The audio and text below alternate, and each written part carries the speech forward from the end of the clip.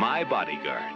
A crazy idea. I'd like you to meet my bodyguard. Anything you want to say to me, talk to him first. Welcome to the Doomed Planet podcast. This is episode 121.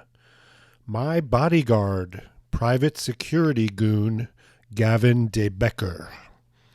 You could call him a private security cop, private security psyop, deep state private security, whatever you want to call him.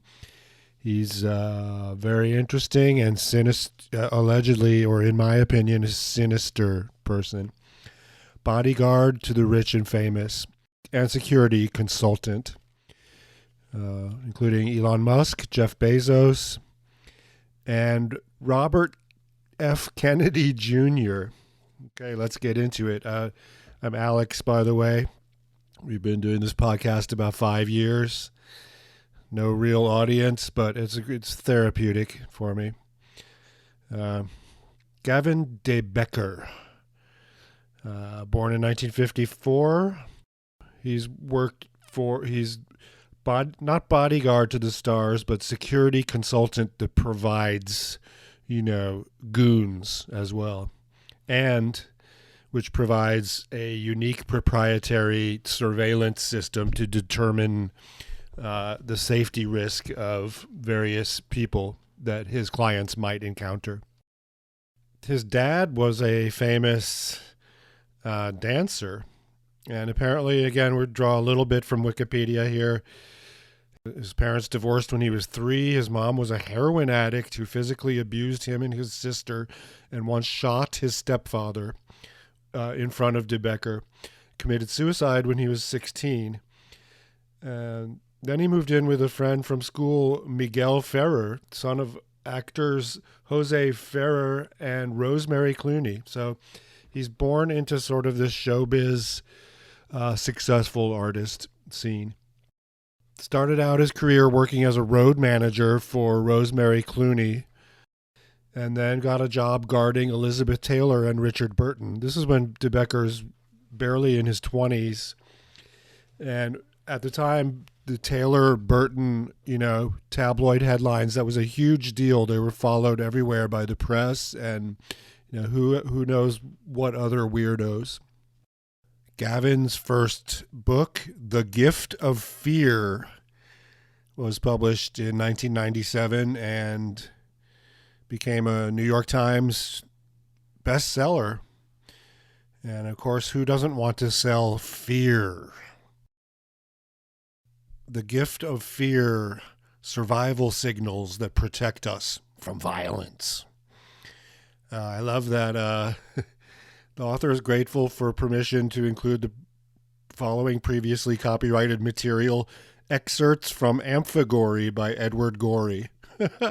That's hilarious. One can only imagine that it's the Gashly Crumb Tinies, right? A is for Amy, who fell down the stairs. B is for Basil, assaulted by a bear. C is for Clara, who wasted away, etc. So that's a great, this guy thrives on paranoia. I gotta say, he comes from this art and showbiz background, not a military guy per se. Clearly has deep ties to everybody who's anyone, right? The richest people in the world, military spooks, CIA, NSA. Without going too much into the gift of fear, and boy, isn't it a wonderful gift to be afraid of everything. Chapter 1, In the Presence of Danger. Chapter 2, The Technology of Intuition. Survival Signals, Imperfect Strangers, High Stakes Predictions, Promises to Kill, Understanding Threats, Persistence, Dealing with People who Refuse to Let Go, Violence in the Workplace, Intimate Enemies, Domestic Violence. Gavin kind of covers all the bases, like protecting the wealthy and the politicians from assassination. That's not enough. He had to strike some fear into some women and, get into that, expand that part of his business. And of course, that's domestic violence against women is real and horrifying. And, maybe this guy is helpful, but again, he's not doing it from the goodness of his heart or from a place of feminism. So yeah, the forward to the special Kindle edition. Of course, I didn't buy this. I just have this sample. That's how I roll. In 2009, Oprah Winfrey kindly dedicated an hour-long show to commemorate the 10th anniversary of this book. Gift of Fear has been published in 25 editions, including the first hardback, audiobooks, 15 foreign language versions. He's not a great writer. It seems awkward. And again, obviously you have help when you're doing one of these pop sociology, pseudo-scientific kind of advice books. The internet, since he first published the book, the internet now offers greater anonymity to unwanted pursuers.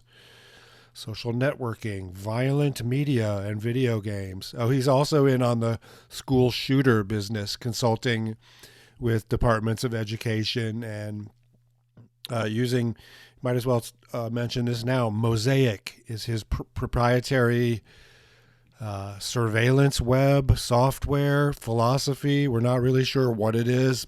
If you have to ask how expensive it is, you're not going to find out what it is.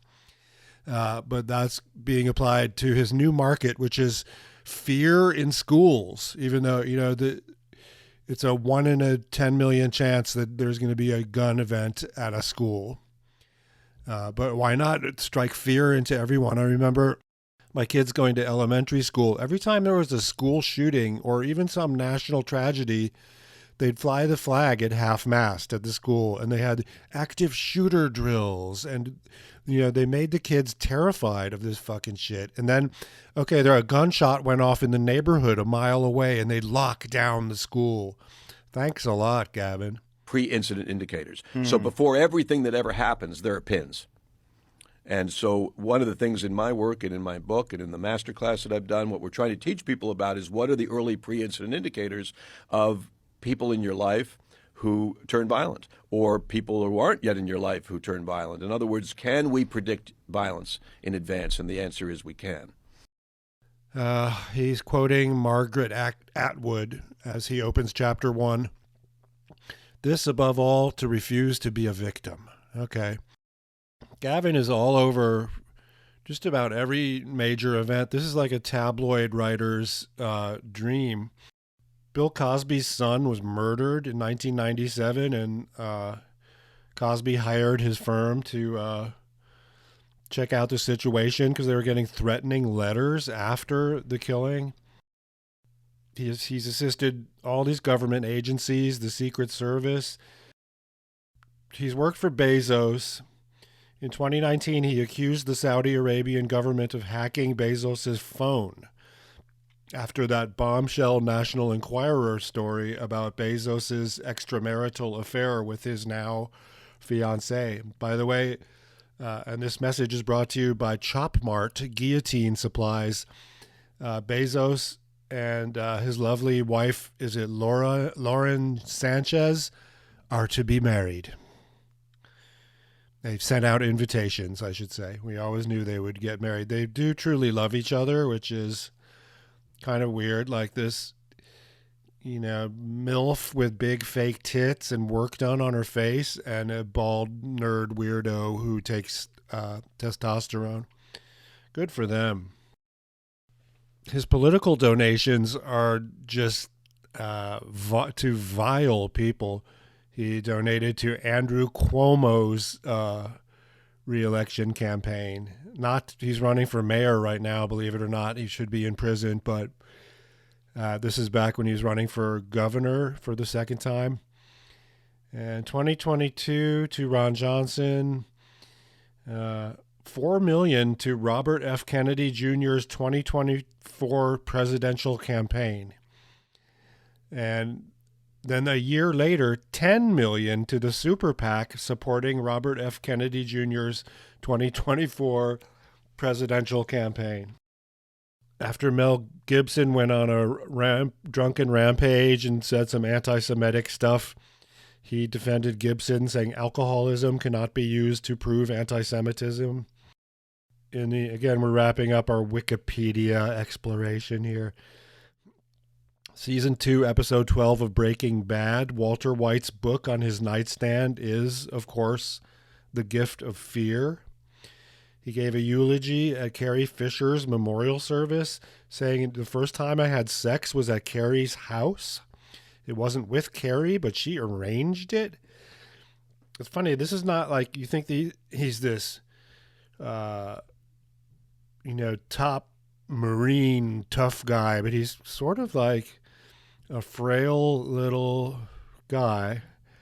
He's not the macho guy you'd think is running security for all these people, which includes working with very scary, ex-CIA people, mercenaries, running a web of surveillance that may or may not be legal depending on what country he's doing it in. De Becker was friends with George Harrison of the Beatles, right? Who apparently died at De Becker's home. So I'm guessing, Harrison was brutally attacked by a stalker and badly injured. So perhaps they became friends then, or maybe they knew each other before. Knowing Gavin, we're on a first name basis. Anything's possible with him. Most well-connected guy on earth. My name is Wendy Patrick, and I'm going to be talking about the use of artificial intelligence in threat assessment. This program will incorporate the latest cutting-edge AI techniques into the threat assessment analysis by explaining how to use AI effectively but appropriately. The MOSAIC threat assessment system. Commander of the Robert Martin, or the founding commander of the Los Angeles Police Department Threat Management Unit, played a role in the development. The first systems were developed before 1992. It's a computer-assisted MOSAIC method now used by the Supreme Court police to assess threats. There are different MOSAIC systems for different situations, including threats and fear in the workplace, threats by students, threats against judges and judicial officials, threats against public figures and public officials. Very sinister. I mean, it's bad enough when the government does this, but this is really a private company. MOSAIC threat assessment systems. You never really know what it is, but I guarantee you it involves mass surveillance of every kind using every technology that's out there. MOSAIC is an error avoidance method, a computer-assisted method for conducting comprehensive assessments. In the same way that diagnosis is a method used by a doctor. An effective medical diagnosis results when a doctor knows which questions to ask, knows which tests will produce the most accurate answers. Okay, similarly, assessing whether a situation has the combination of factors that are associated with escalated risk and danger requires that you know what questions to ask and know how to consider all your answers. I'm just guessing that now he's going to hype AI and that he's soon on this website, they're going to say artificial intelligence is now being utilized. So I'm guessing how this works. Like, okay, I did a podcast about Jeff Bezos, called him an asshole or whatever, and that data has been plugged along with millions of other data points into a MOSAIC system that has been customized for Bezos. So say if I was at the same hotel with Jeff Bezos, that's highly unlikely that's going to happen, but then MOSAIC would be alerted, and Gavin de Becker's goons would be alerted that there's a potential danger of 0.0001% of a hostile threat in a hotel. I kind of don't want to downplay the fact that there is a threat. Anyone who's a public figure is there is some potential out there for a freak or weirdo or someone or an assassin to take you out. Pre-incident indicators. Gavin is everywhere, including in a recent issue of Town and Country magazine, which is sort of a glossy brag rag for the very rich or those who wish they were very rich, which is really almost everyone in America, right, is a temporarily embarrassed billionaire who just knows they will also be like Elon Musk one day. Where is my bodyguard? Those 4 anxious little words are suddenly everywhere, casting a spotlight on the shadowy and booming business of executive protection. Okay, the writing is so awful in this magazine. It's even by Ben Whitcomb, actually a well-respected writer, who's written all over the place. It's just, I guess maybe he writes something good and the editors dumb it down. A London billionaire, this is a preposterous story. A London billionaire industrialist recently convened a dinner at his mansion. The president of an oil-rich nation was invited, but the biggest surprise the host got was the intrusion into his tony abode of a most unexpected guest, a taster. Tony abode. Who would use that? Like the phrase Tony, I use that as an insult. That means like a very chic and rich people, Euro trash almost. Who would use that phrase though? An unexpected guest, a taster? Just like in the age of kings, when the king would have a food taster. A taster is the member of a VIP's advanced team who is tasked with going into well-appointed kitchens with a chemical kit to detect the presence of poison? How fucking paranoid are these people? The billionaire was somewhat taken aback by the cameo, but he was mortified by what happened next. The meal was all Indian dishes, and the live cultures in the yogurt sauces set off the kit's detector for biological agents. The whole banquet had to be scrapped and done over from scratch at the last minute when everyone was already seated at the table. I have some experience in the food business. I'm not sure how you pull that off. A giant dinner party, everyone's already seated, and you have to throw everything out and start from scratch. That's the state of affairs these days among the Gulf Stream gentry. I like that because that implies rich, racist European and American white people, right, on both sides of the pond.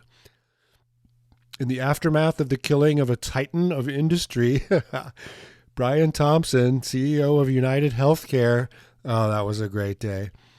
No security precaution is too extreme.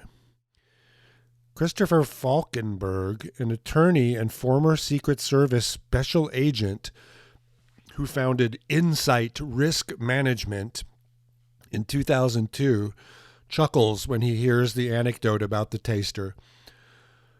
Unfortunately, he says, the security industry is somewhat in the fear business. There's a guy named Bruce Schneier, again I'm reading from Town and Country magazine, who coined the term security theater. It means finding things to do to give the client the impression that they're doing something.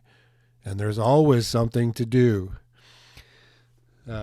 Real-life attacks on the ruling class, which is the audience for this magazine, including Donald Trump's campaign assassination attempts, have thrown a spotlight on the niche world of executive protection. But it was Thompson's murder, glorious, glorious murder, those are my words, on a busy Manhattan sidewalk in December that swept the chessboard clean. Since then, corporate America has been reevaluating security in an era notable for vast income inequality and an armed populace primed to blame those at the top. Healthcare suits are not alone in their C-suite anxiety. Other high-risk fields include residential real estate, where you're, quote, evicting renters. Yeah, that would make me angry. Commercial real estate, where you're foreclosing. And even the blameless saints of journalism. What does that mean? That's snide, it's stupid writing. It's trying to be clever.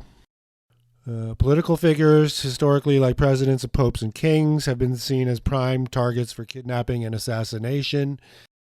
But now the shift in power and wealth from state and church entities to the private sector and the arrival of mass media, which literally started printing the names and photos of the new masters of the universe as well as their addresses. They talk about the Lindbergh baby, the tragedy in 1932 when some losers kidnapped Charles Lindbergh's baby and killed him. J. Paul Getty III, the kidnapping, which they describe as grisly because he got his ear cut off.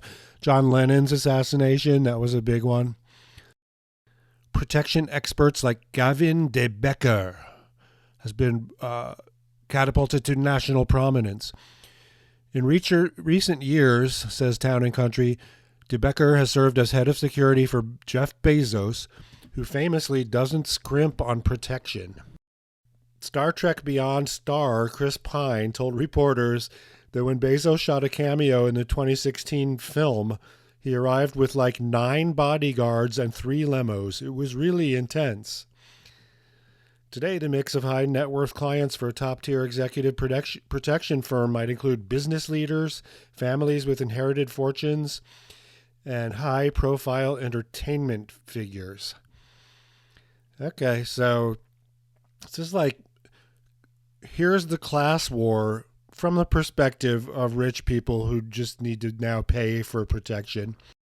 There are many countries where people with money don't go anywhere without an entourage, and there's barbed wire around their haciendas and all that. And I guess that's the future of the United States, you know? People living under bridges with nothing except maybe all the automatic weapons they have. And rich people, you know, sealed off from reality. Protectors who are present with clients and present at their homes and present at public appearances, and a whole lot of strategies that are designed to make it possible to live your life if you are a person who is very controversial or a public target. De Becker is without question the most prominent security expert and business person. And, you know, the lowest level of this would be the rent-a-cop at the supermarket. Sometimes they get into it with shoplifters or whatever, and tragedies happen. Didn't a security guard murder someone in the Target parking lot somewhere near Seattle? A kid was carrying a gun that he was returning to the store or something like that. And, of course, you can hire Black Wolf, Uber and Lyft. People are not concerned with your safety. You need Black Wolf, where a trained professional who is armed will be your driver. You have Uber and you have Lyft. Now you have the Black Wolf app. The biggest difference is your driver is armed.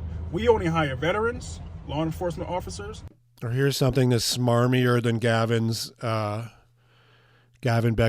de Becker and Associates. Eagle Eye International Protective Services. Here are the biggest security risks of 2024. Everybody, morning. Gonzo here from Eagle Eye, and I want to talk about in 2024 some of the most, probably 5 of the biggest security risks that caught CEOs by surprise last year. And number 1 is the AI-driven deepfakes and scams. That was number 1. Hey, Alex, I wanted to mention something. Oh, Robert F. Kennedy Jr., welcome back to the podcast. Yeah, I really like Gavin. He's an incredible security consultant and close advisor. You know what he said about me? He said, Mr. Kennedy's sobriety is a source of his stamina and commitment and resilience, and it's an absolute golden qualification. And now here I am running the Department of Measles. I won. Trump won. And when Trump won, I won. Thank you, sir. We always like to have you on the podcast. You sick, demented, evil, murderous freak and deviant. wish I had a little more time to talk about Seattle company We Deliver Care, a safety company that specializes in nonviolent de-escalation. According to the Seattle Times, by now, people on 3rd Avenue recognize We Deliver Care's community safety ambassadors. They label their clothes with a red WDC, carry backpacks full of snacks and water bottles, and often wear masks to mitigate the smell of fentanyl smoke that's prevalent on the streets. Really? They're mitigating the smell of fentanyl smoke? That's it's ridiculous on its face. I hate cops, and that includes rent-a-cops, from the lowest of the low to the highest of the high, like Gavin de Becker. Okay, it looks like I have churned out another episode of the Doomed Planet podcast. This episode brought to you by Chop Mart. Torches, pitchforks, guillotine supplies. You'll find it at Chop Mart. Goodbye. Find out more at doomedplanet.com. Goodbye.